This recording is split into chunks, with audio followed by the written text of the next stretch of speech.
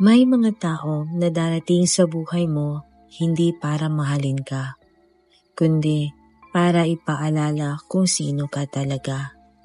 Si Inigo ay isang guro na lumipat sa isang liblib na baryo para magturo. Tahimik ang lugar, pero hindi payapa. Sa bawat gabi, may nawawalang hayop, minsan tao. Hindi siya naniniwala sa aswang hanggang sa makilala niya si Mara. Si Mara ay normal sa lahat ng paraan. Nagtitinda ng gulay, marunong tumawa, marunong masaktan.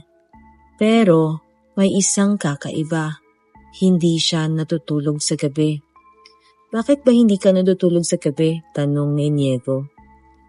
May insomnia kasi ako, sabi naman ni Mara.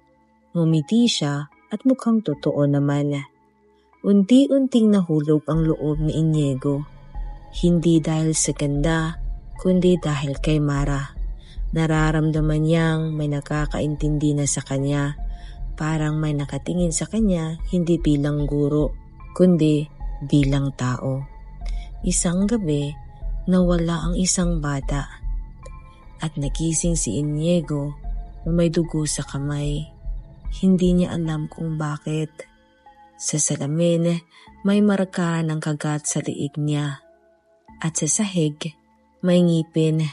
At alam niya, hindi niya ngipin yun. Hinabol niya si Mara. Sa gitna ng bukid, hinarap siya nito. Ikaw ang hinahanap nila, sabi ni Mara. Hindi ako. Sa ilalim ng buwan, nakita ni Inigo ang sarili niyang refleksyon.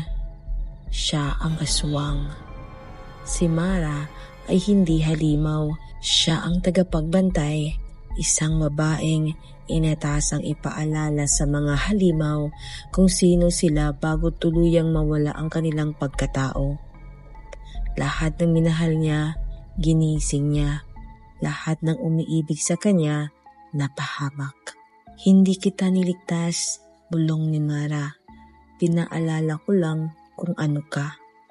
Lumayo si Mara, hindi siya umiyak. Iniwan niya si Inigo sa bukid, nakaluhod, nanginginig, hawak ang ngipin ng sarili niyang halimaw.